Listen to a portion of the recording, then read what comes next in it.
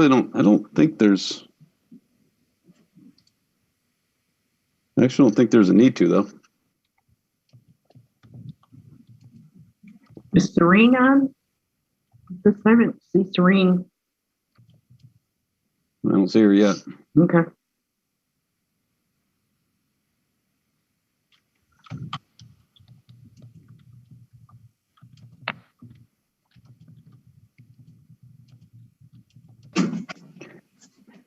My hope is that she'll get on shortly, because I think her other meetings run through 8 o'clock, and so hopefully she can jump on soon. Live stream is live. Okay.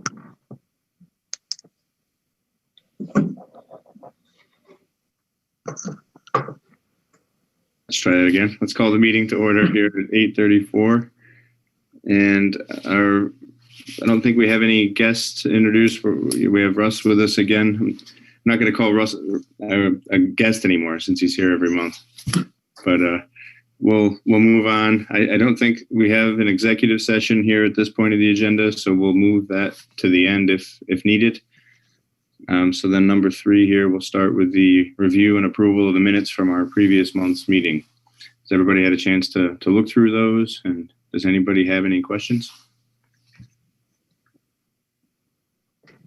Okay, hearing none, could we have a motion to approve? So moved, Kim. Okay, thanks, Kim. A second? Second, Marion. All right, all those in favor? Aye. Aye. Any opposed? All right, that's carried. Steve, do we have any changes to the agenda? We do. As I mentioned in my management report, we're pushing last minute here, so I'd feel better if we removed action item number 2, the Oak Hill bulk foods resolution. I'm still waiting on some information from Phil. That was I actually did not give him a lot of time to turn around on that one. Okay, so we'll scratch item number 2 on the action items. Anything else? I don't think so. Okay, on to the finance report.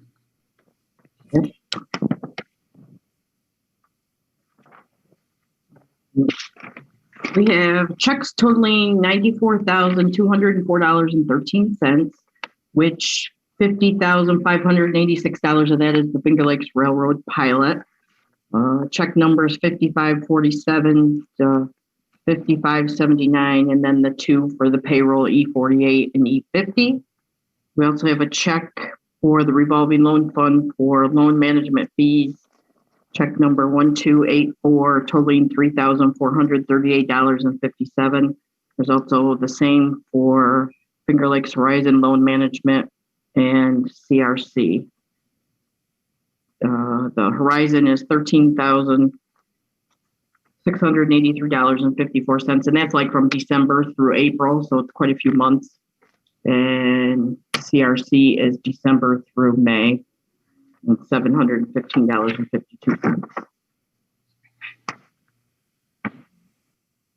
Our insurance renews in May, so that's a check for $8,500. So it's another reason why checks are so high. I don't know if anyone's got any questions on anything, any of the reports. I don't have anything specific. I did clean up a couple of the loan reports, change things up a little bit.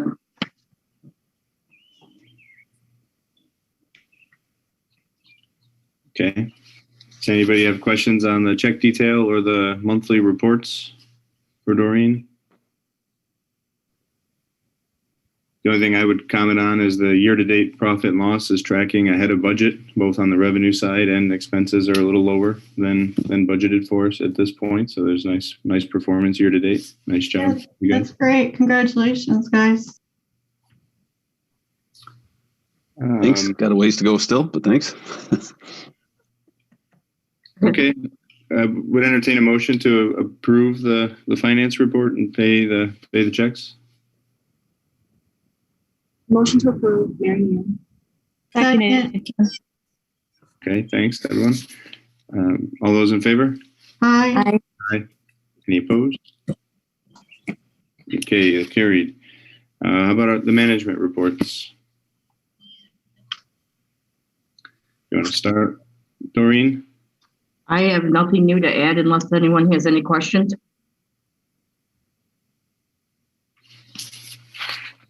I don't have any questions. Okay, Mike LaPerry.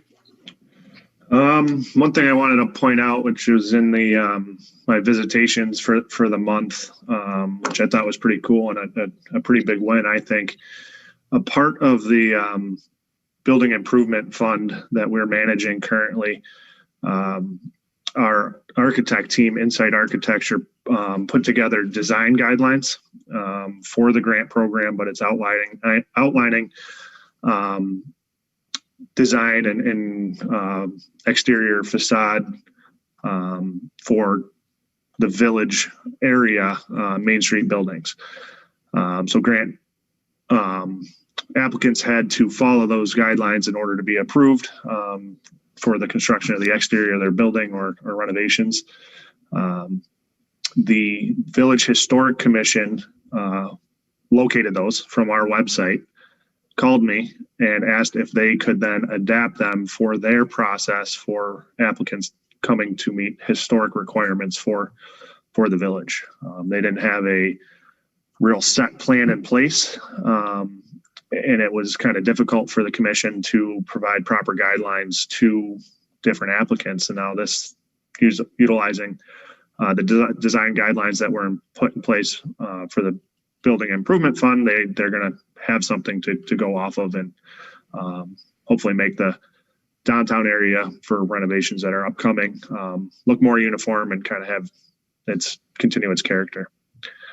So I thought that was pretty cool and a big win for the community going forward.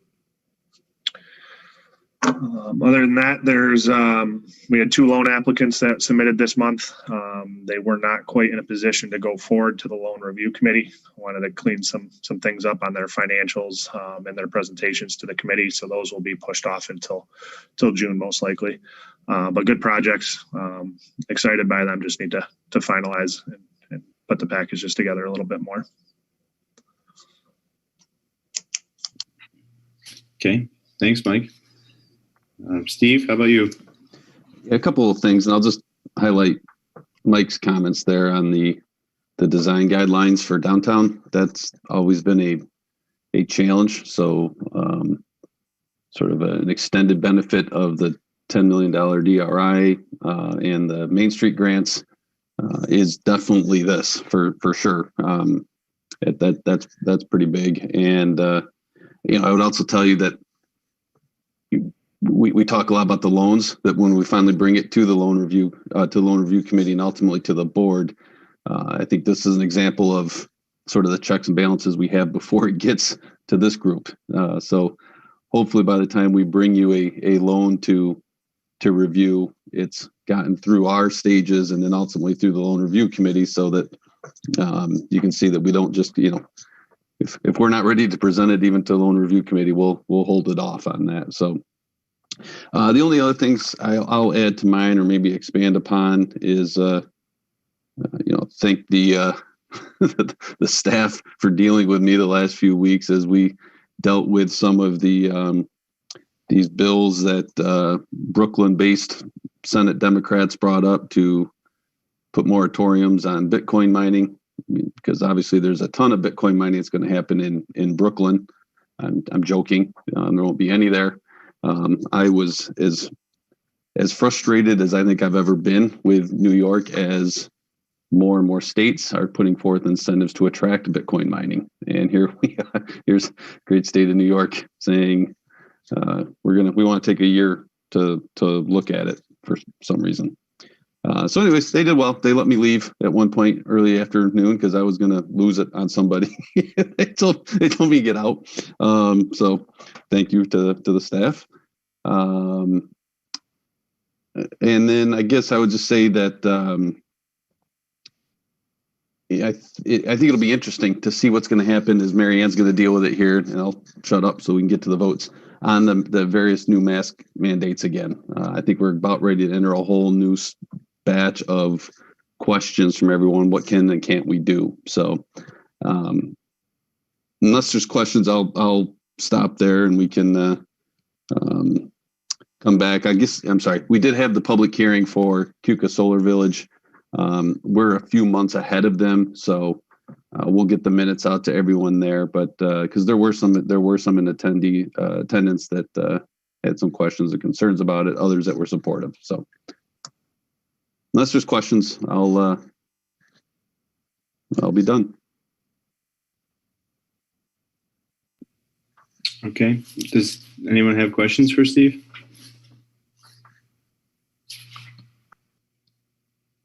Okay.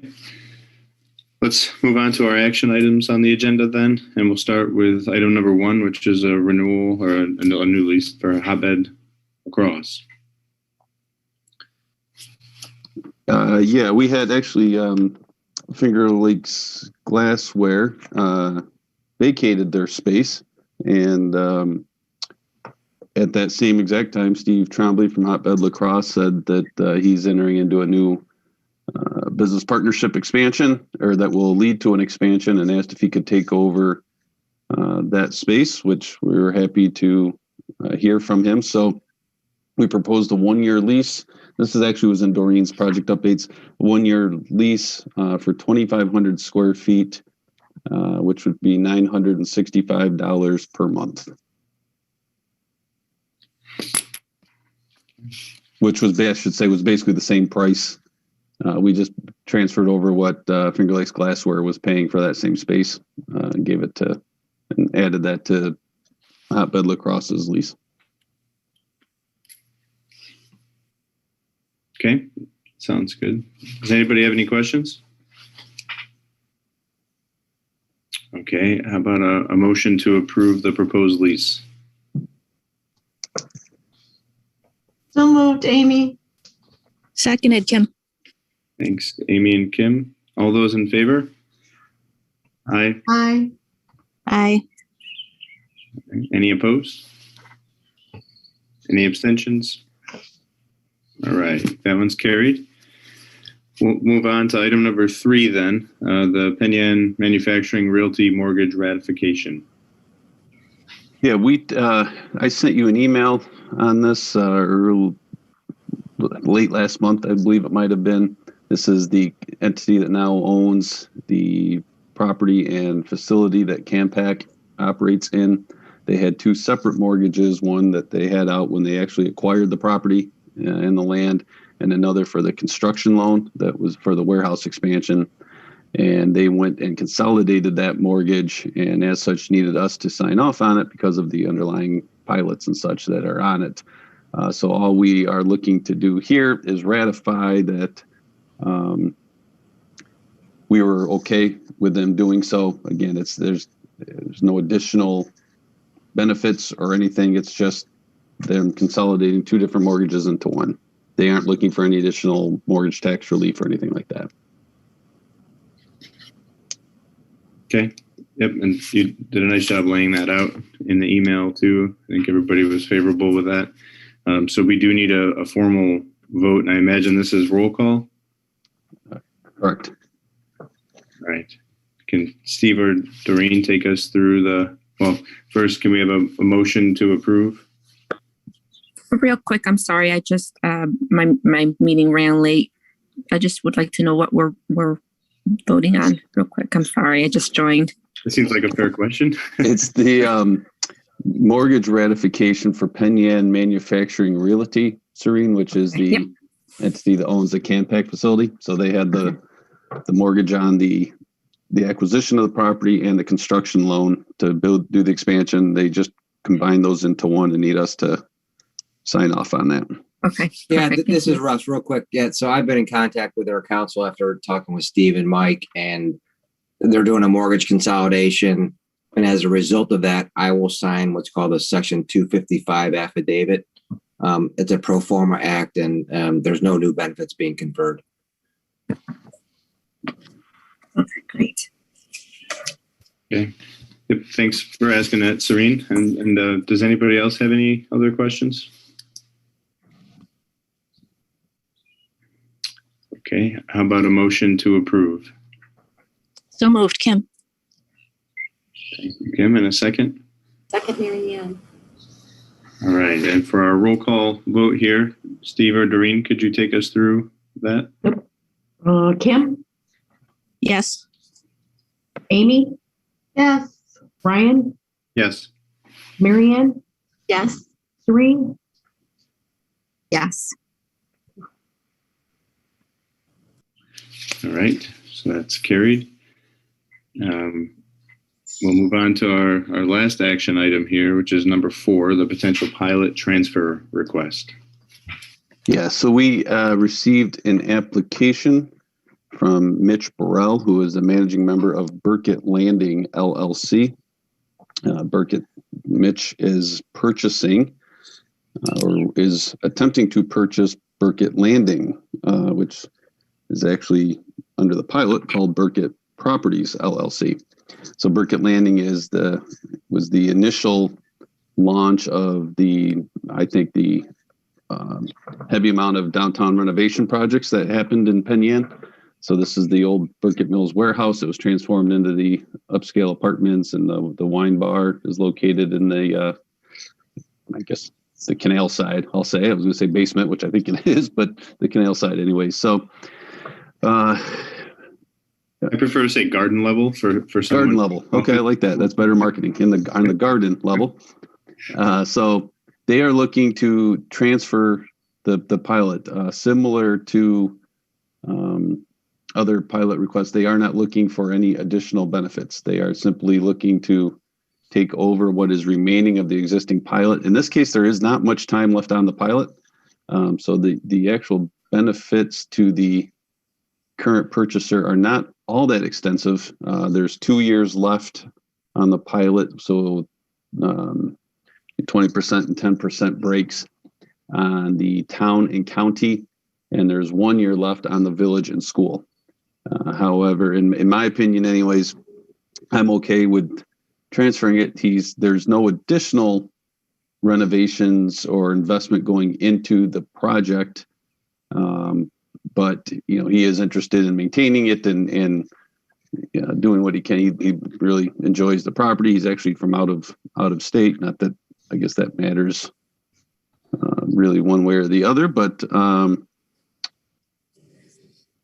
I think it was a cornerstone project, and it's still going through it's continuing to be a main draw into the community for many people. So I'm okay with the simple transfer over of the existing pilot to them,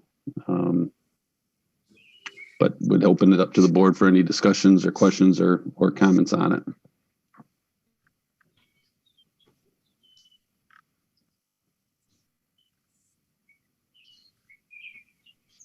Steve, it's 2 years left again, just to restate that? Or... Yeah, there's so the pilot was set up as a typical pilot where the total savings declines 10%, the property tax abatement declines 10%, and where they are in the pilot schedule, the town and the county have 2 years left on it before it expires, and the village and the school have 1 year left. The village and school are usually 1 year advanced on the schedules due to their budget cycles. Okay. Yeah, thank you. Does anybody else have any questions? Okay. If there are none, that would, I guess we'd entertain a motion to approve that resolution to extend the transfer of the pilot arrangement to the new owner, potential new owner. Would someone make the motion? So moved, Amy. I'll second, Serene. Okay, thank you. And this would also be a roll call? Yeah. Correct. Okay. Kim, Yes. Amy, Yes. Ryan, Yes. Marianne, Yes. Serene. Yes. Okay, great. That's carried as well. That does take us to the end of our agenda. We did move the executive session towards the end of the agenda if that was needed. Steve, what do you think? I don't think it is. Okay. I don't know if that's a record or not. That was pretty quick. Thank you. I know everybody's going in a lot of different directions, and so thank you everybody for sticking with it so we could complete the business agenda and move things forward here this month. Does anybody else have anything to add before we wrap up? No. All right. How about a motion to adjourn? So moved, Kim. A second? Second, Mary Ann. All right. All those in favor? Aye. Aye. Aye. Aye. Okay, carried. Thank you. Bye, everyone. Have a good day. Bye. Thanks, guys. Thanks a lot. Bye. Bye, everybody. Thank you. That was a quick one. Thank you.